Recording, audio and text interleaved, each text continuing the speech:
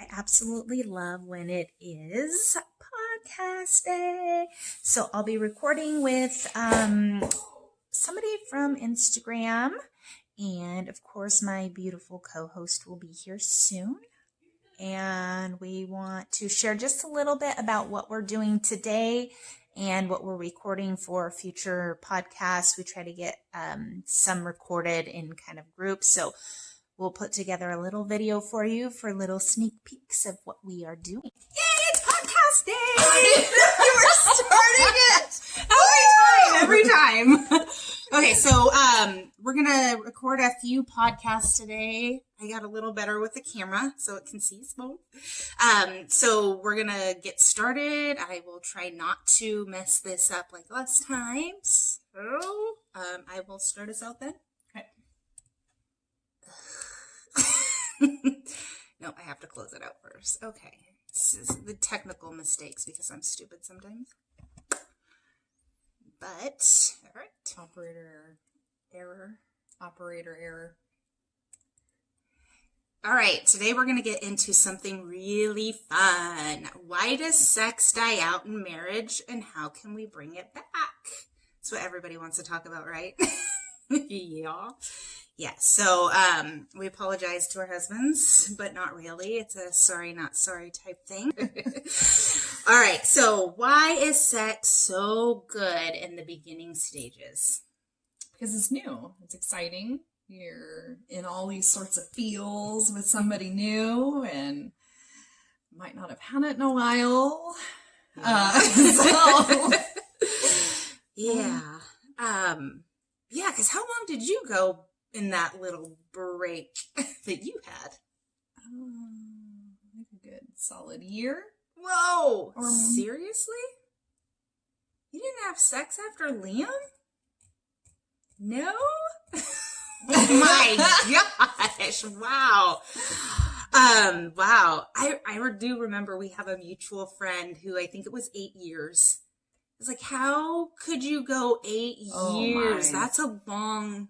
She wasn't in a relationship, but that's a drought. Like, yeah, that's a drought. 8 years is. Thought I had it bad. 8 years is 8 years. But yes, like you said, it's new and it's fun and exploring something, and you get those teenage hormones floating around, and I think it also has to do that. It's a way to bond, sort of. Yeah, you're getting to know somebody. You're getting to know their body, and you have that intimate, cuddle, quiet talk time after. And I am all for. I just want to state this for kids waiting until they are married. After you're married in divorce, I'm not one to wait. Like I'm not gonna wait. Around. You want things to match up. You don't want any surprises after you've already done it. I mean, I had a baby when I met my husband, so Kat was kind of out of the bag that had happened a few times before. Right. Right. But yeah, so first time, wait till you're married. After that, please stay together forever. But if you can't, go at it, have fun, find what makes you happy. Because I believe that sex is important in finding your match, and it always takes the awkward that takes a few times to get everything right, and sometimes it could take years, but that's okay too, because they will learn. And yeah, so that's the beginning stages of it. So what are things that keep you attracted, and what do you do to stay attractive?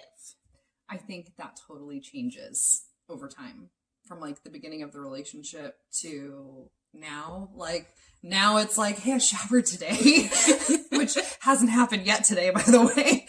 But it's like, hey, I've showered today. I'm clean. Kids are asleep. We got 5 minutes. In the beginning, you put a whole lot of effort and extra effort into yourself. And I think that just starts to die down as you get comfortable with your partner and your husband. We're doing our recipes now. Let me find that. So, Next one.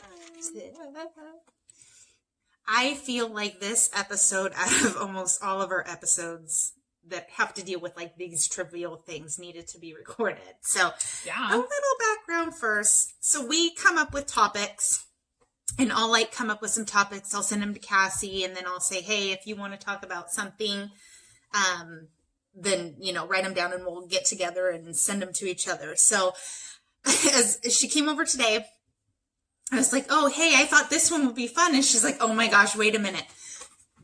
The exact same one. Wrote it out the same way too. Yes, so she put her 3 recipes down, and then she put my name, and I put my 3 recipes down and put her name. So this was one that has to be recorded. So I'm all about food. yes, I love So love are you. love love love food. Do you want to talk about your first Are we one? going over like how to make them, or are we just talking about our food? No, we 'Cause I can thought go we over just how to make them. talk about our food. Well, that's a problem. I don't have recipes for anything. Well, no, you just say I what's just in them. okay. I don't measure anything Yeah, out. I just when people are like, what was your recipe for that one thing you made? It was so good. I'm like, I don't know.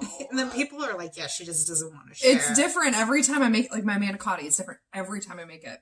So manicotti, Oh, I love making manicotti. I make a meatless manicotti. Not that I Ooh, have yeah. a problem with meat, but we do a meatless manicotti, but it's all the cheese. Cheese. Yes. So I like to make, it's one of the top requested meals that I make for my kids for like on their birthdays. Let them pick what they want to eat for the day and things like that. I love making it because I can make it like the night before and put it in the fridge. Yeah. And throw it in the fridge the next day, or throw it in the oven the next day and make it.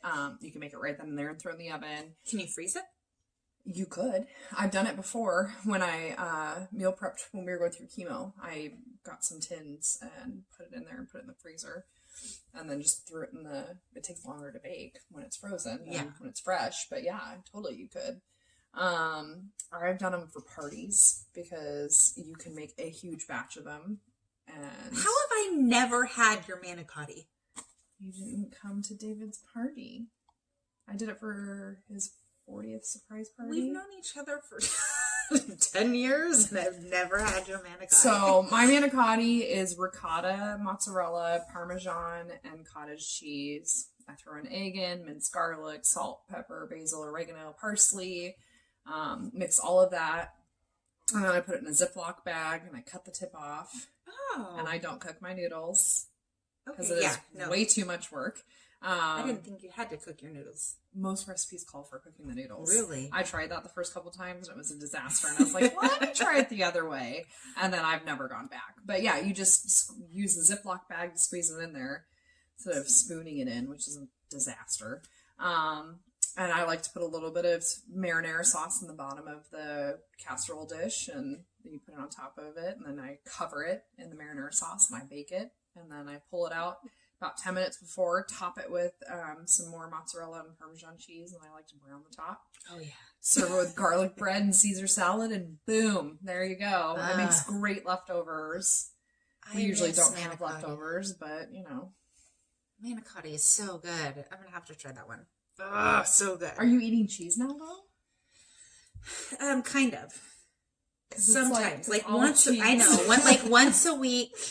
And it depends, like mozzarella cheese does not bother me at all. It okay. is cheddar cheese, which I really don't like anyway. Yeah, So, this is cottage cheese and ricotta. but I haven't had Parmesan. ricotta cheese since I made my lasagna, which I should have put on this list now that I'm thinking I about like it. what you have on your list. I though. do. Okay, go over yours. Okay, so One of yours. first one is pasta salad. So this is easy. It is phenomenal, and it's super, super easy. And you can also kind of alter it a little bit. So obviously pasta. I like to use the medium shell noodles. I think that's the only way to go with this pasta salad. So for me, when you're making those types of things, the type of pasta you use makes a difference. So don't use any other pasta than the shell pasta that's medium sized. And then you take the ranch, that home style ranch in the glass jar that you buy in the refrigerated area by the salads. So a jar of that, the medium shell pasta, green onions, tomatoes, and you can add bacon to this. The original recipe called for bacon. we don't really eat meat anymore, so I take the bacon out, but it is still really good without the miss bacon. the bacon. I know. But have you tried it without the bacon? No. Landon loves it without the bacon. He never ate it with the bacon. What is life without bacon? Landon's really never liked meat though, so that's not a good But judge he's of it. always loved bacon. Bacon has always been his thing. True. And then he ate this hamburger and had bacon and he threw it up and then he was done. That was it. So Good to know. it is extremely easy. You literally, you cook the noodles, strain them, put them in the cold water, make them like, you don't want them to be warm. You just want them to be cold. Throw those in a bowl, then pour in the ranch and the green onions. The tomatoes, I like to buy are they cherry tomatoes? There's cherry or grape. I think you use cherry tomatoes. So cherry tomatoes. And we have that thing from Pampered Chef where you can throw in the tomatoes on that thing, push it down and slice through and it slices them in half. So you can do like, you have to buy anything fancy. Just use 2 plates. Okay, and a knife. 2 plates So and a yes, knife. yeah, that's easy. So I do that. You can cut them smaller. I do like them in the bigger chunks. They're juicy that way. And then bacon, you can buy the pre-made bacon or you can cook the bacon yourself and then cut it up and do all that. But the pre-made bacon is a lot faster. So that is my... All right, we're going to get into a pretty emotional topic here for Cassie. And this just will help you realize the kind of person that she is, the love, and she's a saint. That's all I got to say. Oh, please. You are a saint. And not many people would have done what you did. And not many people have the love that you have for not just your kids, but for all of like all kids everywhere. That's just... I like my people's kids. The older I get, the more I'm drawn to just my people's kids. But I know at the drop of a hat, you would... This is just you. This is just the kind of person... You just are that loving, crazy I like person. too. I know. So we're going to talk about the adoption that took place recently with Cassie and her family. Yep. And we're going to take you kind of back to the beginning, the not so easy parts, and not that any of it has been easy. Oh, no. None of it. But there were some,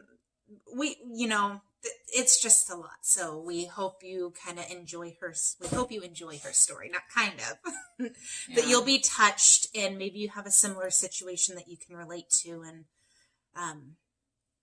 so we're going to go back to the beginning. You were married. Yes. And you both had Liam. And that was a struggle. That took years of trying, praying, fertility treatment, surgery, fertility massage. Like, that was no easy feat. That was a 3-year process. And I put a baby in her.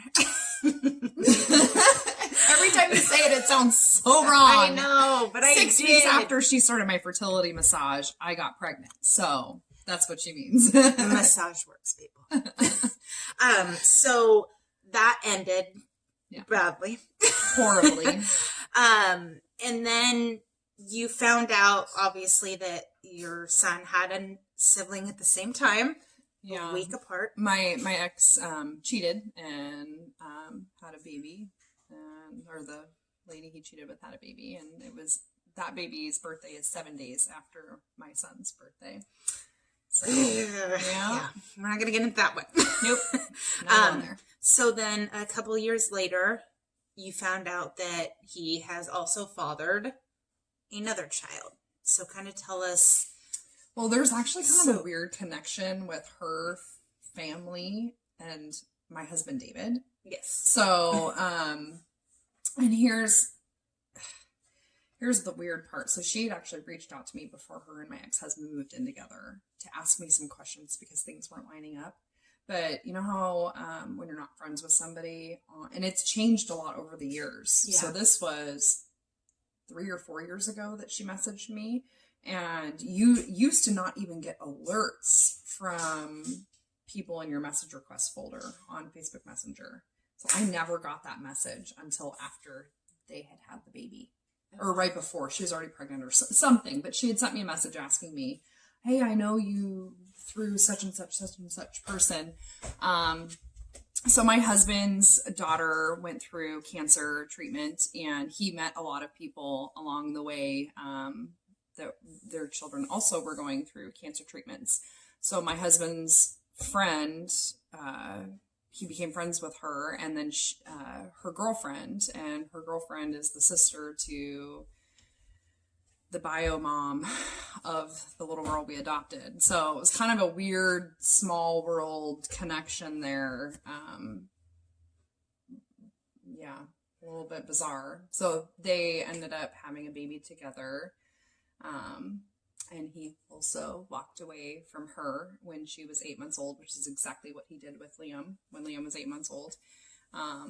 And so Biomom was raising her on her own, and there was substance abuse issues and mental health issues, and it just was not a good situation. So during this time too, you kind of were, because David at that time was trying to adopt Liam, and you needed Brian, or this was before she got pregnant. was before. Before she got pregnant with her, she that is how that happened. Yeah, she facilitated my ex signing over his rights for Liam's adoption. My ex kept saying he would do it, and then he just would ghost me and disappear. And so she was like, hey, here's my address, which was just like a mile from your house. So I dropped Liam off at your house and went to her house and showed up, and my ex was all sorts of surprised.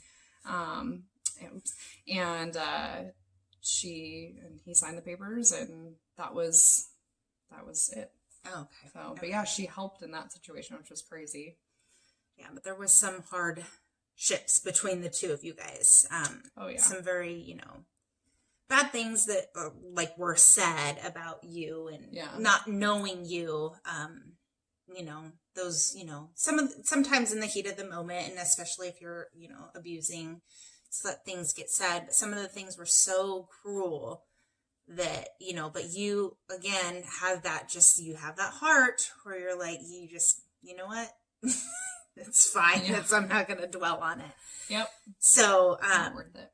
When she got pregnant and all of that, kind of leading up to what came, about a few months ago. So just to kind of put it out there, I have teenagers, and then I have Liam, who's 5, turning 6 next week.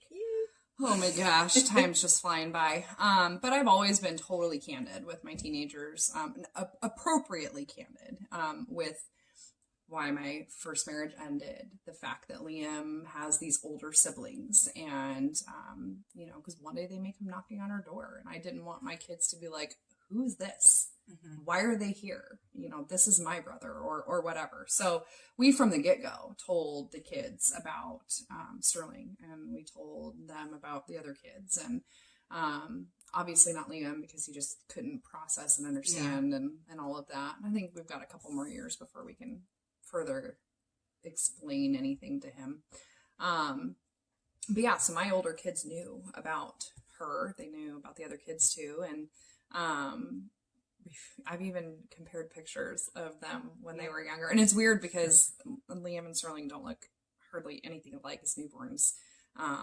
But the older they get, the more they look alike. So my husband and I really wanted to biologically have a child. We have a big mix of his, hers, ours, but I only had one child, and it's not really how I envisioned building my family. I kind of envisioned going through the joys of pregnancy with my husband, and we were exploring our options. He'd had a vasectomy after his youngest from his first marriage was born, which was 14 years ago. And we were exploring our options on whether we could do a reversal, or if we could do aspiration, or if that was even possible, or if we're going to have to look into adoption or whatnot. And so literally 2 weeks after we had our appointment with the urologist, and as we are in the talks with the reproductive company, I don't remember what it was called, Puma or I don't know. It wasn't. Oh, in Seattle? Yeah, it wasn't Yeah. Seattle Reproductive. No, it was yeah. one that starts with a P. Yes, we went there. Yeah, we were in talks with them, and we got his cancer diagnosis, and so there goes that out the window. And I just wasn't sure what was going to happen, and so my birthday is on March 10th, and I blew out my candles on my birthday, and I wished for God to just open up the door for us to have a child. My New Year's resolution was for me to renew my hope in finding a way for us to have a child. Now that David had gotten a clear PET scan and the cancer was gone, I just really felt like it was time to start fulfilling my dream. And so March 10th, I blew out my candles and said, God, please open the door. And on March 19th, we got a message from Sterling's birth mom, bio mom, saying, hey, can I ask you a question?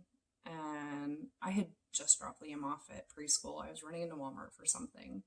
And I'd gotten the message in the parking lot that, hey, can I ask you a question? And I shot David a private text and said, what is about to happen? Because we literally had not talked to her in months and months and months. And every now and then she would just check in, see how we're doing and how Liam's doing. And we'd check in and see how the baby was doing. And we'd never met her. It's not like we had spent any, personal time together. But I sent my husband a message and said, what's about to happen? Is she about to ask us to take the kids? And my husband said, yeah, that or maybe money. I don't know. And I walked into Walmart and the message came across and it was, I'm not in a good spot. I'm not the mother my, kids deserve, blah, blah, blah, blah. I need help, yada, yada, yada. Would you take on my kids? And I just started shaking uncontrollably. I was like, oh, is this real life? And I kept reading my phone and I could hardly read my phone because I was shaking so hard. And I had walked out of Walmart. I walked out of Walmart and went and sat in my car for over an hour just trying to process. And we were talking and trying to figure out what was going to happen. She wanted us to come over that night. And we couldn't. Liam had kindergarten registration.